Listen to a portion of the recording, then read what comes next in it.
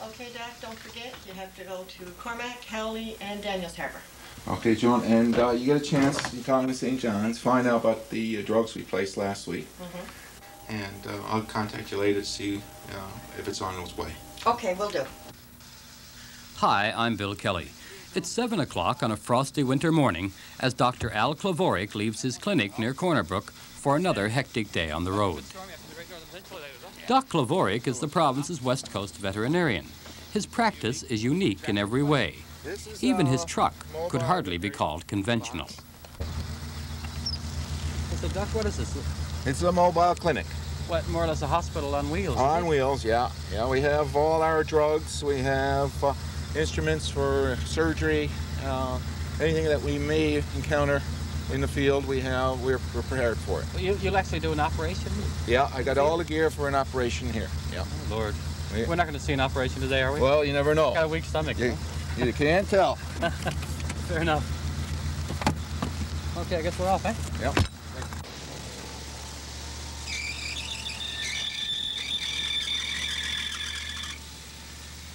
The weather forecast calls for a real dirty day, but that's no odds to the doc. He's out in the worst kind of weather.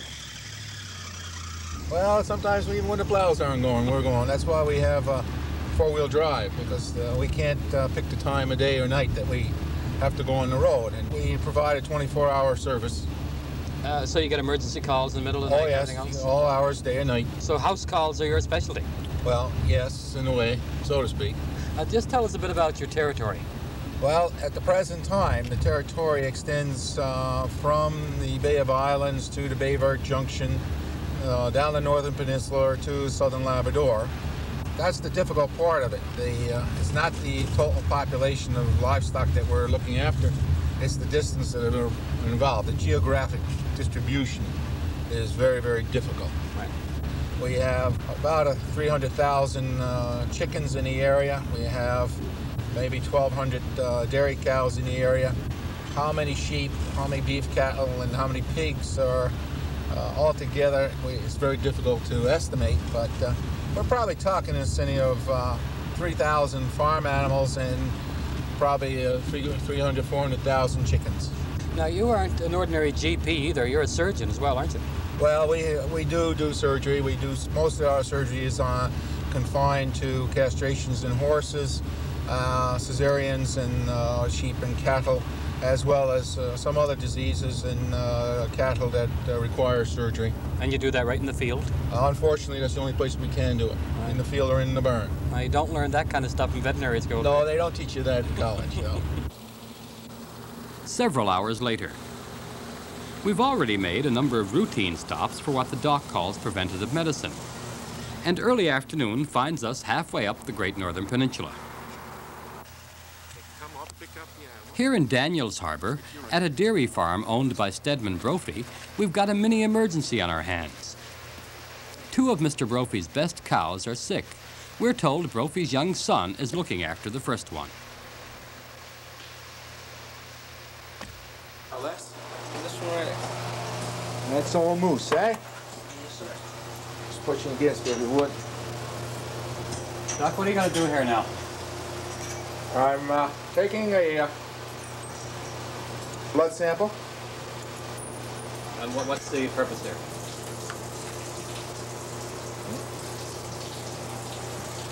Well, the cow calved, and she's just not right as far as the owner is concerned. And what we're trying to do is determine if there is an internal problem. The chances are it probably isn't, because she's eating, but she's not eating really well, as much as the farmer would like to see.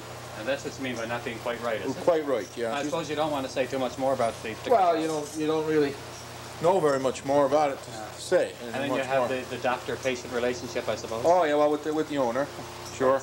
And the cow. And the cow. You know, especially Moose. She wouldn't want her... She wouldn't want to be all over the country. Hey, what do you mean, Moose? Is that the name? That's her name, yeah. What do you mean? Les, do you name all these cows? Yeah. What do you mean? You can go along the barn here and you know each one individually? Yes, sir. So why did she get the name Moose? Well, first when we bought her, fired off, she looked like a moose to me. She was really tall on her legs, huh? Doc, is this unusual to find cows having being personalized and having a name? Well, in a lot of family herds, it isn't. It's a fairly common thing because there's a certain degree of intimacy that the family develops with their own cows.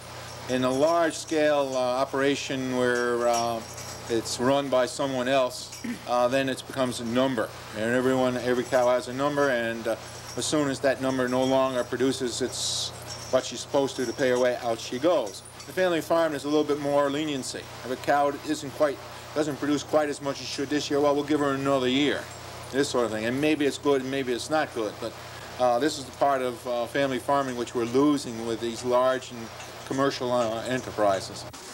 Over at the other barn, the owner is a worried man. He was up all last night. A pregnant cow is running a fever. She's gone down, too, a real bad sign. Well, with that fever now, she's getting a bit weaker, right?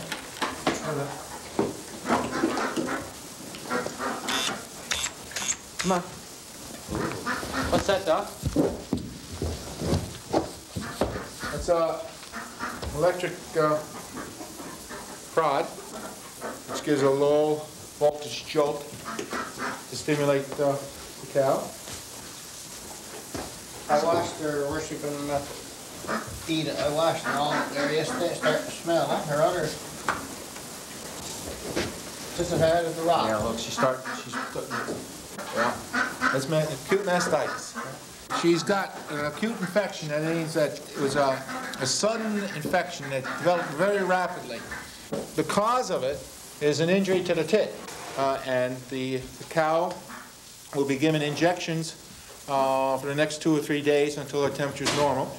And I'm going to try to, she's due in 3 or 4 days, so we're going to try to induce her, try to induce her to calf a bit early, which will take the weight off her hindquarters and hopefully make it a little bit easier for her to get up. Mid-afternoon. We're on the Viking Trail on our way back to Corner Brook. The road is treacherous. It's real slow going.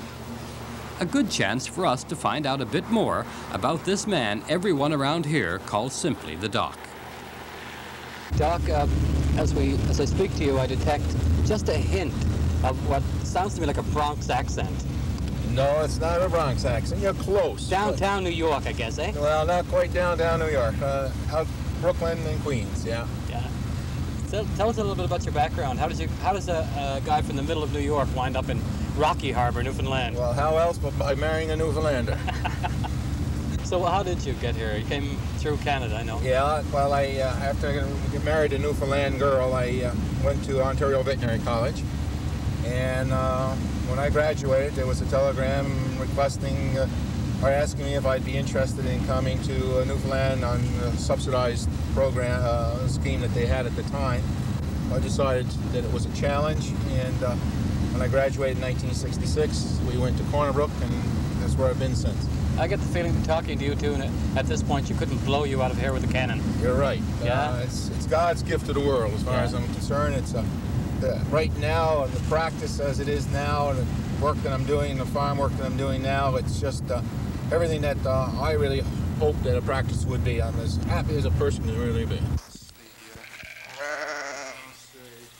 They weren't going to be big enough. Late afternoon. One more stop before we call it a day. A sheep farmer is concerned about a prize ewe. She's not eating, and he's afraid he's going to lose her. No problem. The doc will give her a quick anesthetic and turn to the dentistry side of his practice.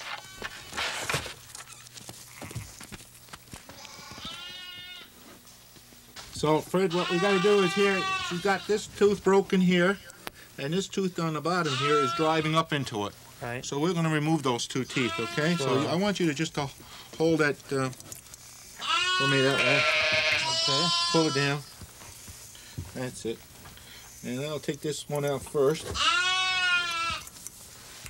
This is the one that's broken here.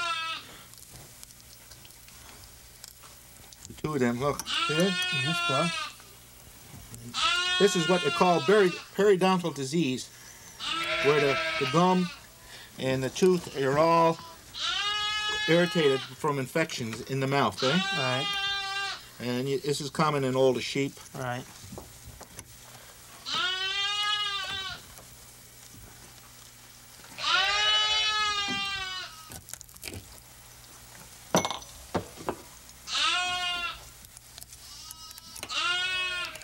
This one. See how it's broken?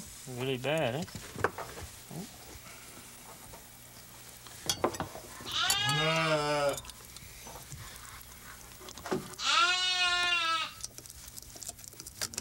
And here's the other one. That's broken as well. Jesus, really bad. The one next to it is okay. And this one on the bottom here now.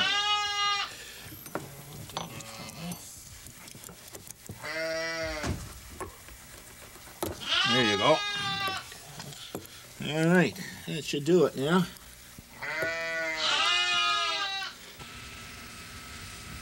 Did we say we were going to call it a day? No such luck. Back at the office, an urgent message is waiting. The doc will have to investigate a sudden death. An autopsy will have to be done right away. Well, this chicken has come from one of our local broiler operations, and he had several birds found dead this morning.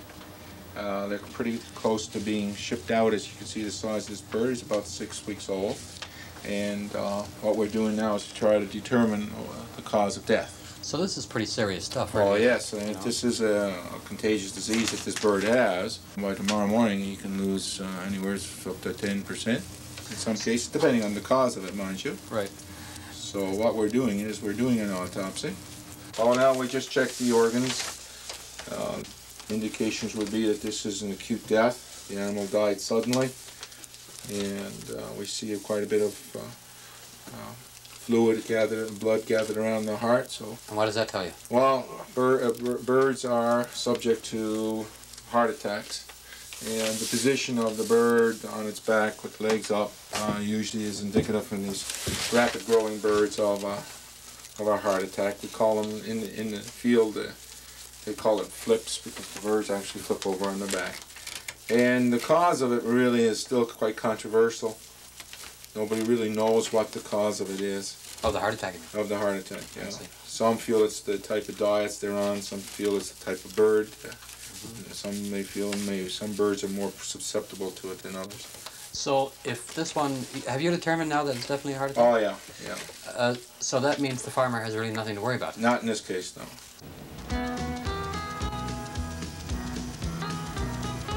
Early the next day, not far from Corner Brook, the doc's got a routine piece of business at a dairy farm. Routine, maybe, but tedious, too. He'll be at it most of the day.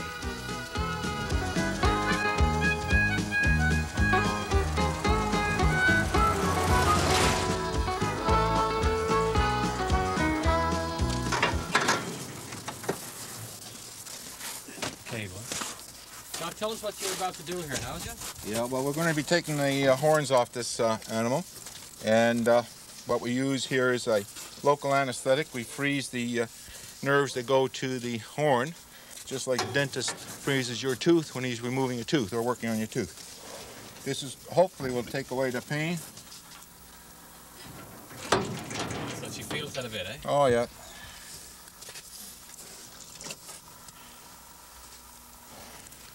Okay, swing around the other way. So that should take a few minutes to work now, I guess, eh? Oh, it takes a couple minutes, yeah. Pretty frightened too, I guess, now, is he? Oh yeah. Like the boys were saying, she's been in the barn all winter. Yeah. And come down here today and see us. Yeah. Well, that's pretty frightening, right?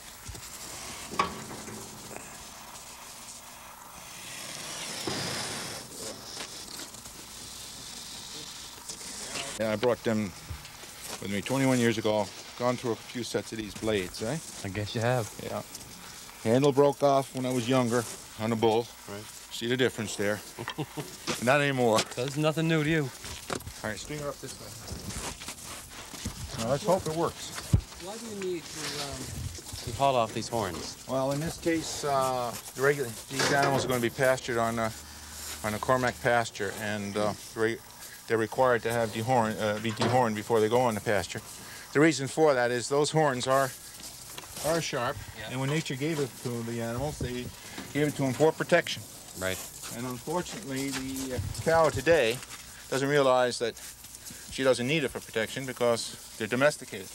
But on pastures or when you get strange animals together, they try to get a social order, a dominant cow, and if she has the horns, she'll be hooking everything else, and this can cause quite severe injuries. So they'll tear each other up. Oh yeah, and not only to themselves, but to people working around them. Just hold a... So there should be no pain here at all now, eh? Well, maybe a slight bit, but minimal. Yeah. See a bit of blood. Oh, yeah.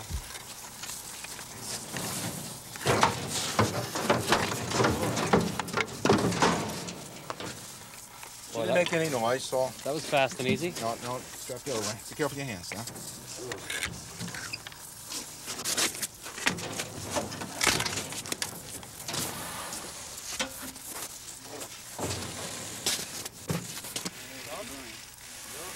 And then I use this as a tourniquet to stop the bleeding. Yeah. Ken will take these off 24 hours from now, and that'll be the end of that. We should be all right. Yeah. Fair bit of blood, eh?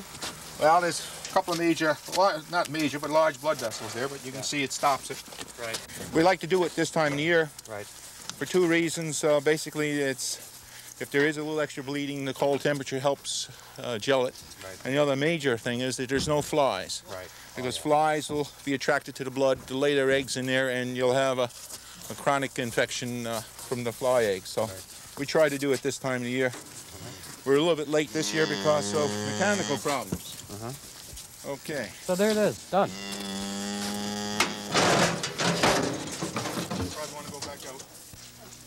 That poor old cow will be glad to see the last of the Doc, but not us. We'll be back after a short commercial break with a surprise development in our story.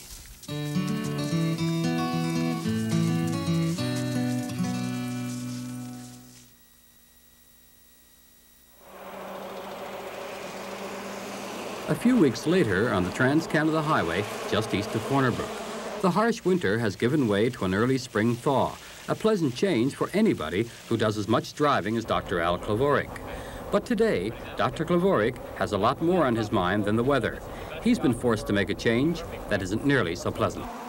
Since we were talking last, Bill, I've had to make a decision regarding some physical limitations that I've developed over the last several years in the practice. And these physical problems that I have don't allow me to perform my duties as a regional veterinarian, in my opinion, adequately. So you're leaving? Yeah, today's my last day.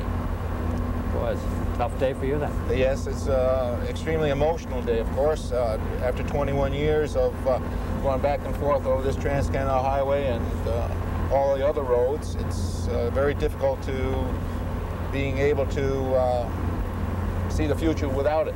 You're going to miss it. Oh, I dare say it's going to be a part of my life that's ending. Yeah.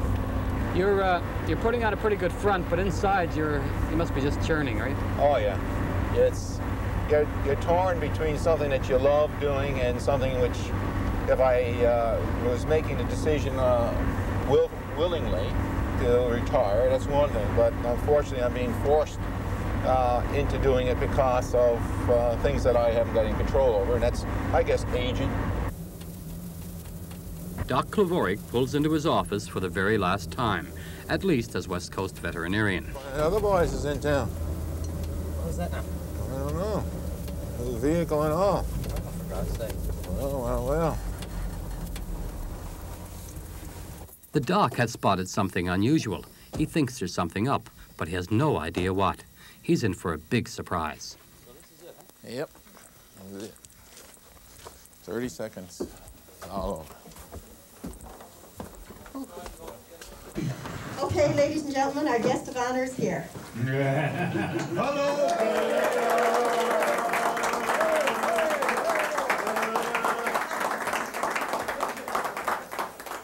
Friends, Romans, and countrymen. Do I start now or what? Lend me your cow. What a surprise! Holy gosh! What are you doing here? You're not supposed to be here. I am. You can take your coveralls off. You're covering my hair. Special effects are over. I guess I don't have to work anymore. All the Doc's buddies are here. I was there at the beginning. at his incoming, and I'm very pleased to be here at his outgoing. Even his old boss, Dr. Alton Smith, the former chief veterinarian, has come out for the party. I would pay this tribute to Al, and that is that he gave of himself, well, I would say, endlessly.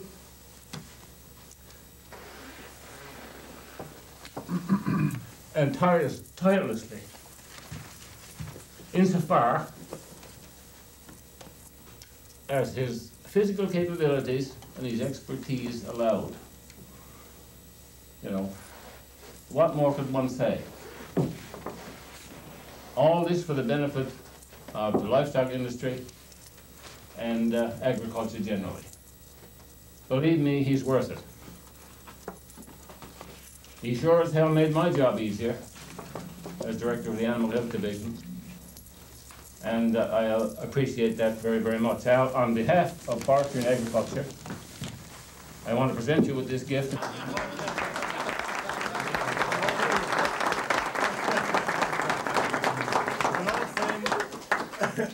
And I look forward to our association continuing through your retirement years. Thanks very much. I certainly appreciate this. Let's see what we got here first before I get into my speech here.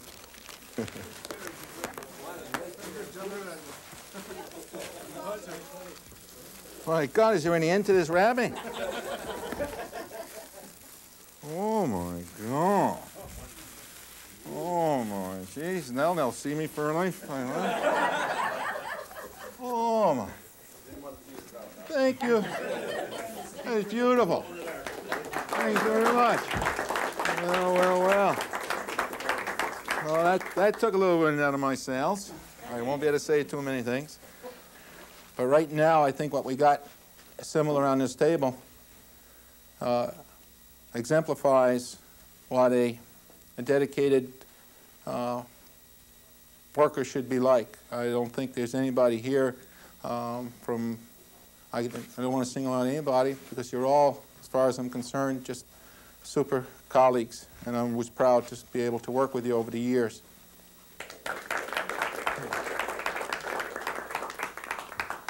Wouldn't you just know it? Dr. Klevorick has had to leave his own party for a last-minute emergency call. Kind of fitting, you know, for a man who thinks nothing of getting up in the middle of the night and driving 200 to 300 miles. He's lucky today, though, just a short drive down the road. And we're here as he returns to clean out his office. Funny, isn't it? No matter how well you're prepared for this kind of thing, it really doesn't strike home until you actually get down to the nitty-gritty. I wouldn't believe it 21 years ago that I'd be doing this today. Well, look here, you're finally going to see the top of your desk, are you? Yes, yes, I believe in having a desk that means that I'm working. My old grandfather used to say that if you saw a desk that was tidy all the time, the man had no time for anything else to do. So you can see by here, I don't have time to tidy my desk. I must be a very busy man.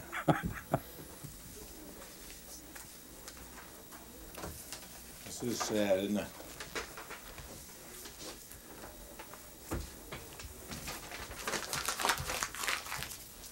And here's my little buddies that followed me through for years and years and years. These are 4 little Newfoundland puppies. And Lord Byron had a Newfoundland dog. This is one of my favorite pictures of all time. It's 3 Newfoundland puppies with a little saying by Lord Byron. Lord Byron had a Newfoundland dog, and he said in his little poem about the Newfoundland dog, "Beauty without vanity, strength without insolence, courage without ferocity, and all the virtues of man without his vices." Says it all, doesn't it? Says it's beautiful. And it's typical of the Newfoundland dog, and I must say probably most Newfoundlanders. For most people, retirement means giving up work altogether, but not for Doc Klevorick. He's simply changing over from big farm animals to more manageable, you might even say friendlier critters.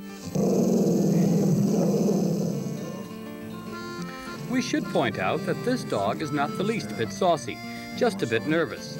The doc won't be long settling him down. Settling himself down, though, after all those years on the road, may be a bit more difficult for Dr. Klevorick. We wish him luck.